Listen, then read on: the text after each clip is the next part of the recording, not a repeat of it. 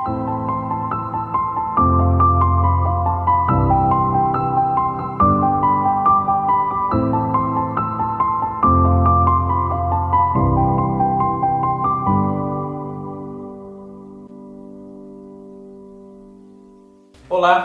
tudo bem com você? Eu espero que sim.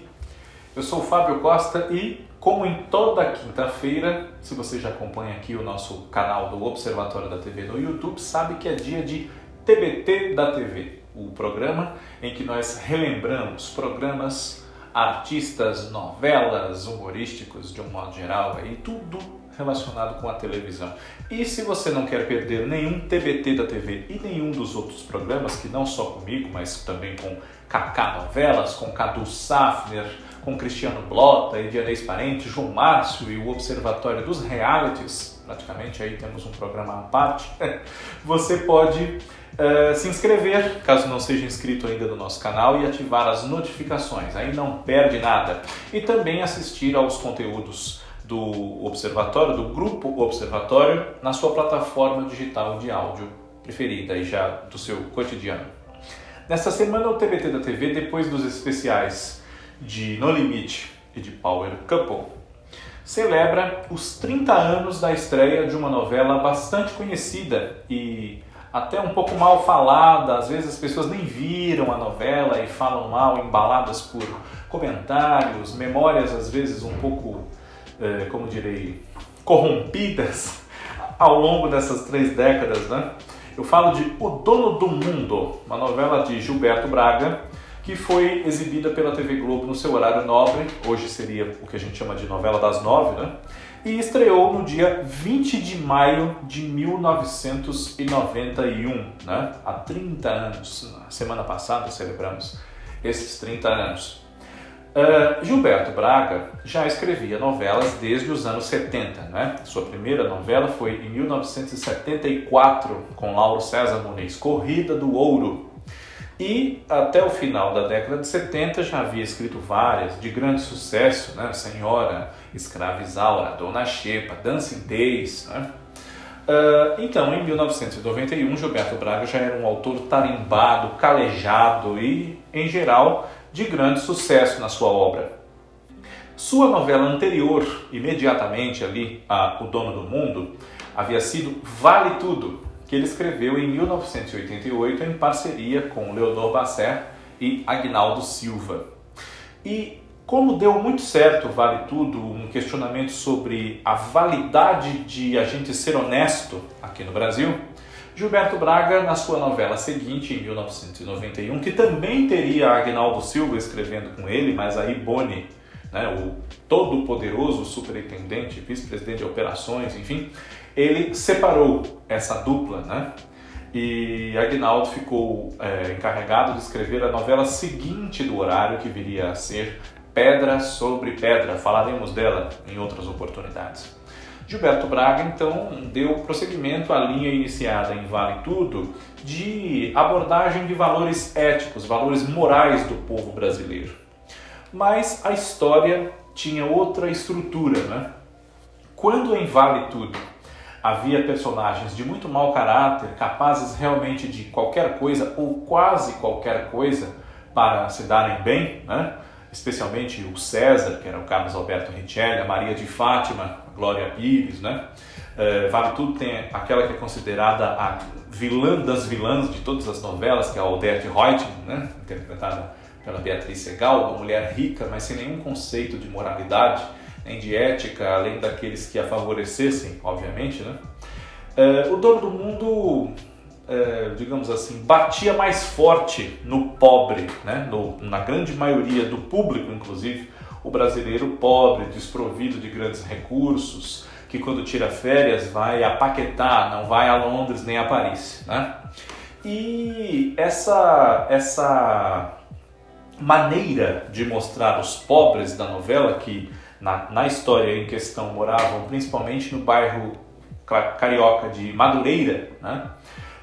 Incomodou uma parte da audiência, pegou um pouco mal, enfim, mas não era proposital, vamos dizer, a ofensa, né? Embora tenha sido um pouco mal recebido. Só que, além disso, O que complicou a repercussão de O Dono do Mundo, especialmente no seu princípio, foi o fato de que a trama principal envolvia uma coisa que, se hoje em dia, 2021, ainda é um tabu, um tema polêmico que gera conversas em tom mais baixo pelos cantos nas casas, enfim, imagine naquela época e muito antes ainda, né, que é a virgindade da mulher. Nossa mocinha era a Malu Mader, interpretando Márcia, né? Márcia era uma professora de jardim de infância. Ela era órfã de pai e de mãe e tinha sido criada pela madrinha, né? Dona Nancy, que era a personagem da Ana Rosa, na primeira das muitas novelas inteiras que ela fez na Globo, né? E já um sem número de personagens, considerando seus papéis na TV Tupi, no SBT, enfim. A Márcia, ela tinha um namoradinho desde a infância e tal, e estava para casar com ele, o Walter, personagem do Tadeu Aguiar. Walter trabalhava na clínica de um médico muito conhecido, renomadíssimo, um cirurgião plástico chamado Felipe Amorim Barreto, interpretado pelo Antônio Fagundes, né? E Felipe Barreto, é claro, convidado por esse seu funcionário, o Walter, que mexia com tecnologia, informática, processamento de dados, né, para comparecer ao seu casamento com a Márcia. E o Felipe vai, né, num que para ele era um fim de mundo, Madureira, né, e ele vai e fica hipnotizado, fica encantado pela noiva. E sabe-se que a noiva vai casar virgem, né, pura. Ela namora com o Walter há muito tempo, conhece o Walter há muito tempo, mas nunca teve nada com ele, nem com homem nenhum. Então aquilo acende no Felipe uma verdadeira obsessão por essa moça. E ele aposta com um amigo seu e parceiro de trabalho, o Júlio, que é o Daniel Dantas, né, uma caixa de champanhe, né? A frivolidade, a amoralidade é tão grande, eles apostam uma caixa de champanhe que Felipe vai conseguir dormir com Márcia, e não só vai conseguir dormir com Márcia, como antes do próprio marido, né? O Walter. Ela vai deixar de ser virgem, então, com ele e não com o marido.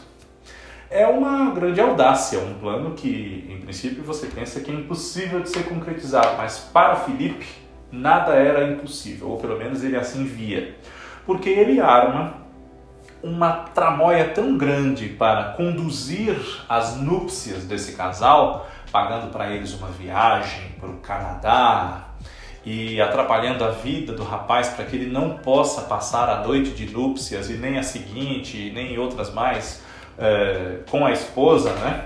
E se hospeda num chalé sem a esposa dele, a Estela, que era a Glória Pires, né?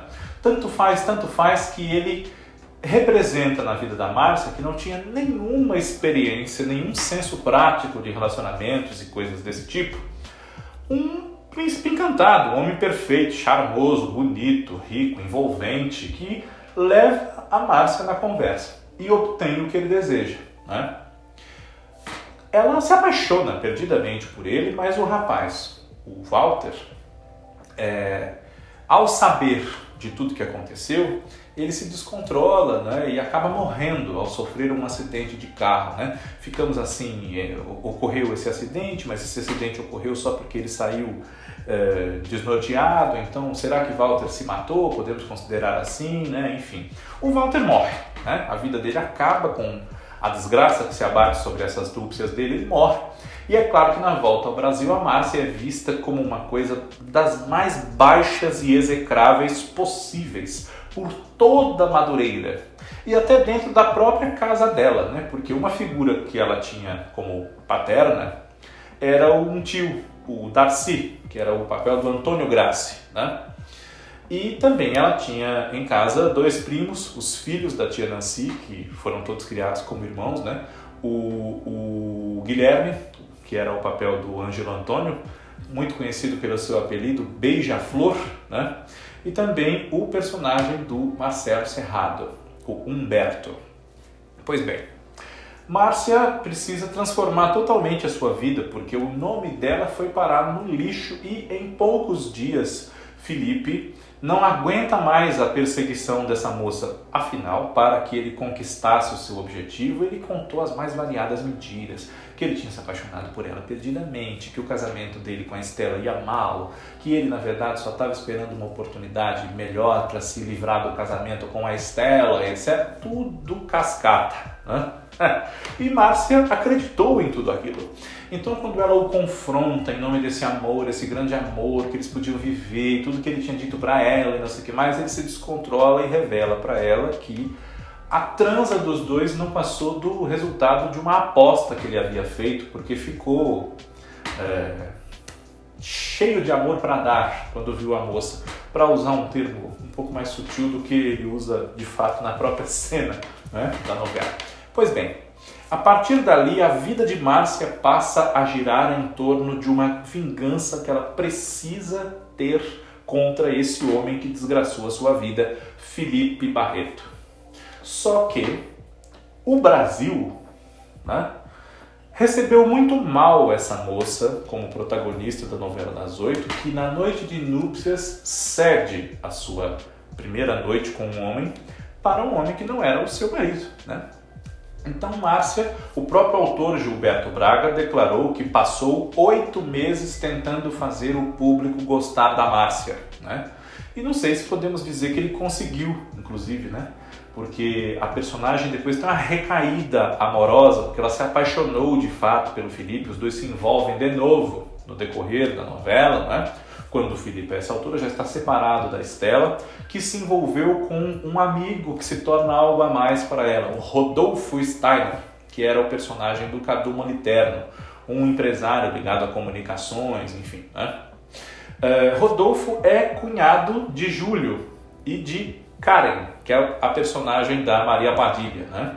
A esposa falecida de Rodolfo era irmã de Júlio, salvo engano meu, né? E os dois tiravam uma vantagem financeira desse tio, porque havia o filho, né? O sobrinho, filho de Rodolfo, Paulinho, que era o personagem do Jonathan Nogueira, um pré-adolescente, que regulava em idade com o próprio filho deles, né? E eles cuidavam do garoto, enfim, porque para Rodolfo foi muito difícil lidar com a perda da mulher. Ainda era uma coisa relativamente recente e o garoto reclamava essa presença do pai, né? E Felipe, que explica o título da novela O Dono do Mundo, né? Por essa visão que ele tinha e que a sua classe social em geral tinha de uma sensação de que se podia realmente atingir qualquer coisa, humilhando, subornando, enfim, desgraçando a vida das pessoas em volta mesmo, principalmente das mais pobres, em nome dos seus desejos, da sua lascívia, dos seus interesses, do que quer que fosse, né? Felipe havia se casado com Estela por conveniência, por interesse, né? Ela era uma moça muito bonita e tudo mais, filha de um antigo capataz, um antigo peão da fazenda da família dele, da família dos pais, que já tinha visto dias melhores de dinheiro, mas andava muito mal, né? Esse antigo peão era o Herculano Maciel, personagem do Estênio Garcia, pai da Estela e pai também da Yara, que era a saudosa Daniela Pérez, né? Essa foi uma das poucas novelas que essa atriz muito jovem fez, né? Antes de falecer no ano seguinte, 1992, quando fazia a Yasmin de Corpo e Alma, né? E filha novamente de Estênio Garcia, inclusive. Pois bem, Herculano havia progredido tanto na vida a ponto de comprar as terras nas quais ele havia sido empregado, né? Uma coisa parecida com elementos da obra teatral do Jorge Andrade, inclusive quem conhece deve fazer esse link, né? E hoje em dia, os seus antigos patrões viviam de aparências, mas sem dinheiro, né? Viviam praticamente sustentados pelo filho, o Felipe. O Altair, que era o papel do Paulo Goulart, e a sua esposa, uma pessoa detestável, Constância Eugênia Correia Lima de Amorim Barreto, que era a personagem da Natália Timber, um grande momento dessa atriz, e talvez só perca o posto de melhor personagem da novela para o fantasma do passado dela, que era Olga Portela, a Fernanda Montenegro, né? Constância havia criado o Felipe, mas ela não era a mãe dele era a Olga. E nós só sabemos disso com a novela já adiantada, né? Altair e Olga tiveram um envolvimento quando jovens, etc., mas por uma série de razões, inclusive sociais, eles não puderam se casar e ser felizes. Então ele casou com a nojenta da Constância Eugênia, né? Uma mulher realmente odiosa, mas ao mesmo tempo muito simpática, possível até de você rir com ela. Tamanha era a potência do nojo que essa mulher representava na vida de todos que a circundavam, né? Desse marido humilhado, diminuído por ela, que inclusive depois se apaixona pela dona Nancy, uma mulher humilde, carinhosa, né? Tudo que a Constância Eugênia não é na vida, mesmo sem dinheiro. E Olga, quem é Olga? Olga é uma cafetina, né? Mas talvez um nome em inglês, matchmaker, funcionasse melhor para o tipo de atividade que ela desenvolvia, porque ela não tinha uma formatação de cafetina comum, digamos assim. Ela não tinha um bordel, uma casa de encontros, enfim. Ela morava numa cobertura muito luxuosa na zona sul do Rio de Janeiro e pagava as contas dessa sua casa e de uma vida de luxo, né, de dispêndios, de festas e badalações até de manhã cedo, com pequenas doações, pequenos presentes de amigos seus, empresários, comerciantes, industriais, grandes fazendeiros, políticos, enfim, que iam à sua casa quando tinham interesse de conseguir companhias femininas, né? Ou mesmo masculinas, para o caso das senhoras endinheiradas, né? Olga facilitava a vida de pessoas humildes, sem chance na vida, com as quais ela simpatizasse. É o caso de Márcia, inclusive. Então aí nós temos mais um ponto na conta do público não gostar da Márcia, né? Porque ela transa com outro homem na lua de mel dela e ela depois vira o que a gente poderia chamar de prostituta, né? Porque ela aceita a ajuda de Olga para entrar no mundo dos ricos e assim ter armas para combater o Felipe Barreto. E ela vai se envolver nessa de ajudada pela Olga, com o Herculano, o sogro do Felipe, que fica encantadíssimo por ela, quer casar com ela, enfim, né?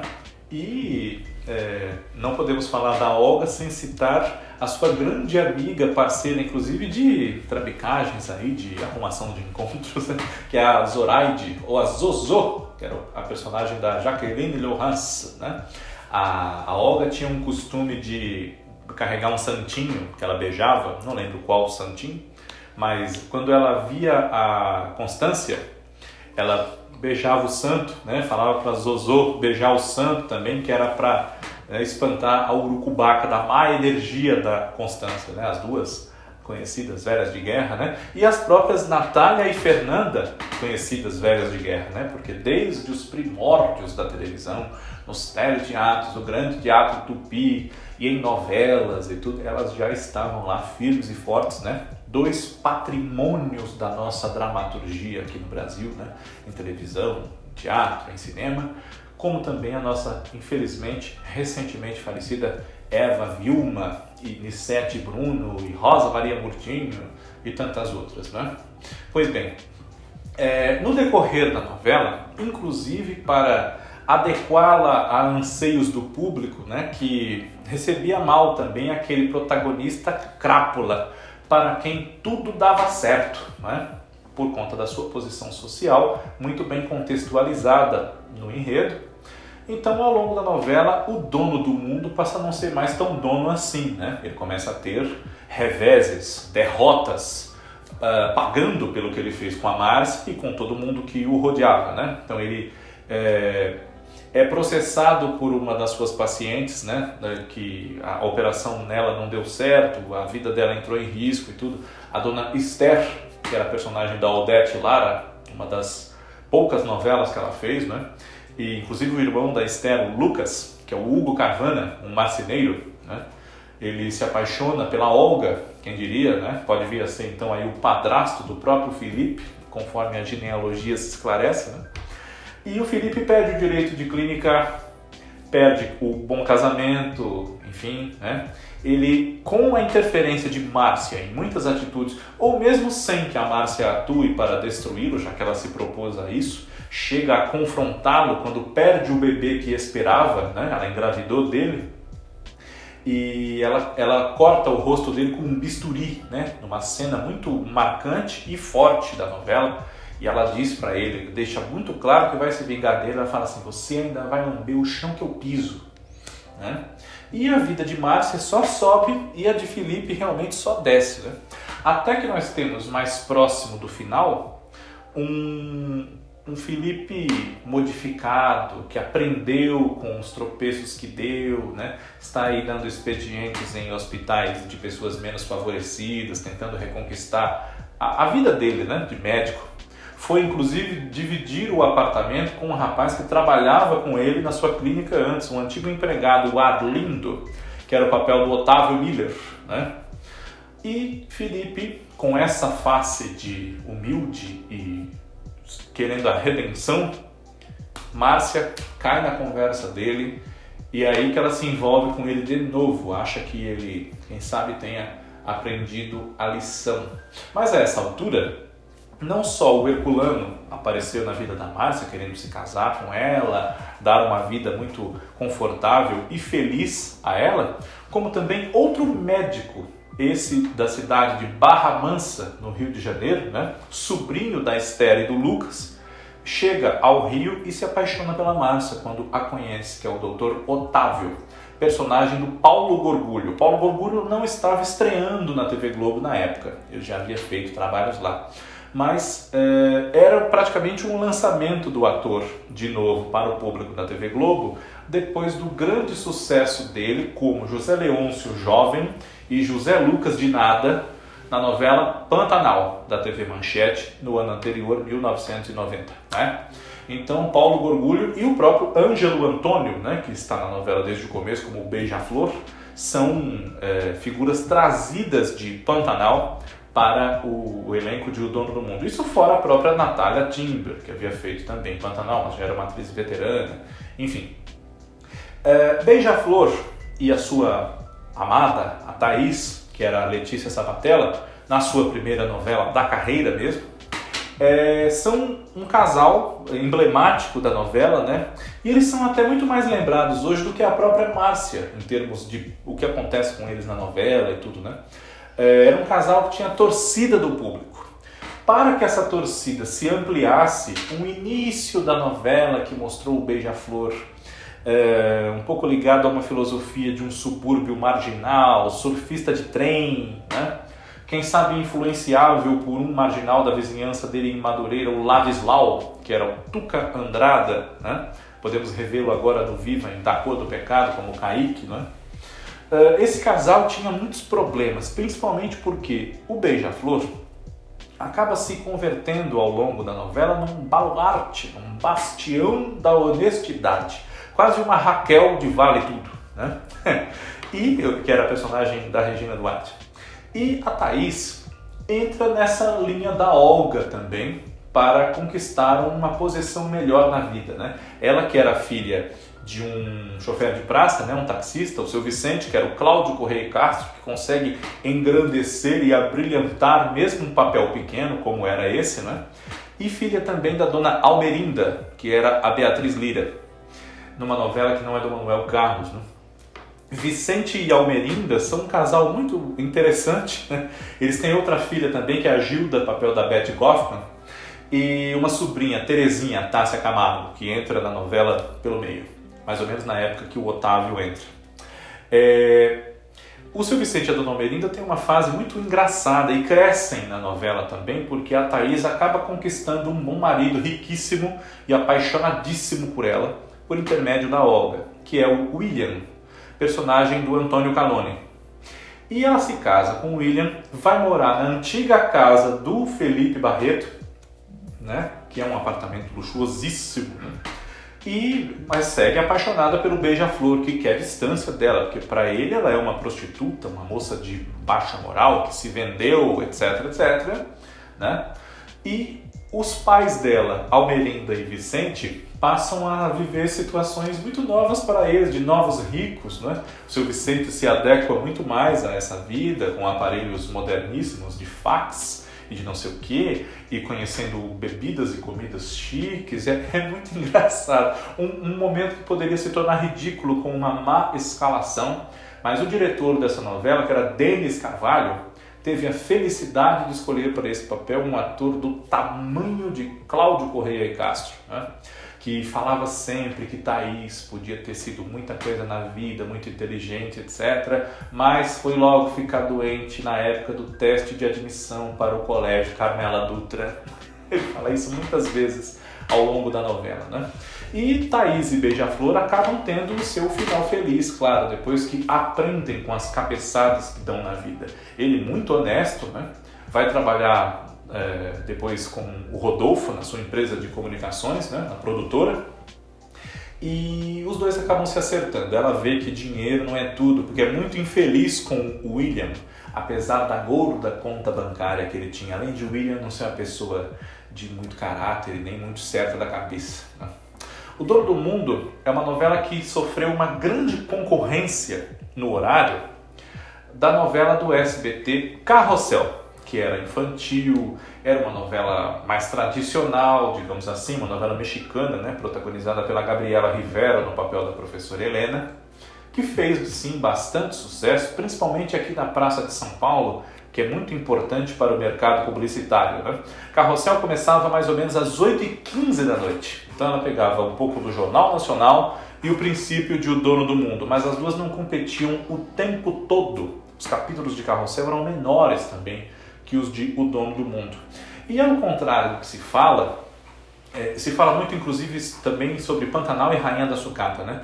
Carrossel não foi uma grande humilhação de audiência, ganhou de O Dono do Mundo e coisas assim. O que aconteceu foi que o horário do SBT, que vinha de brasileiras e brasileiros, teve um aumento muito grande na sua audiência, né? Ela passou um pouco dos padrões que o SBT estava até nos bons momentos naquele horário, de 8 e tantos da noite.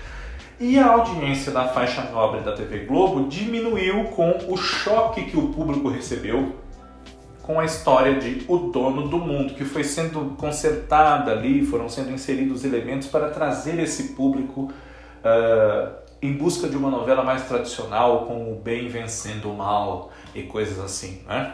Não abriu-se mão totalmente da proposta de fazer valer o caráter e a honestidade que vinha de Vale Tudo e que se prolongou na novela seguinte do autor, Pátria Minha, em 1994. Mas os ajustes foram necessários. E como eu lembrei há pouco, o autor diz que passou o tempo todo da novela querendo fazer a gente gostar da Márcia. Não sei se ele conseguiu. Você que viu a novela, acha que ele conseguiu? O Dono do Mundo é uma novela que, assistindo hoje, depois de termos passado por muitas coisas no Brasil e adultos, né, nós que éramos crianças naquela época, entendemos melhor sutilezas do texto, a forma como aquilo teve que ser levado, vemos como é uma novela injustiçada e chamada de ruim, e problemática até podemos dizer que foi, mas ruim, pelo menos para o meu gosto e acho que para vários de vocês aqui que nos assistem, seguramente ruim. O Dono do Mundo não foi e não é. Na próxima semana, TBT da TV está de volta relembrando mais uma página da grande história da nossa televisão. Um grande abraço a todos vocês, muito obrigado pela audiência e até lá.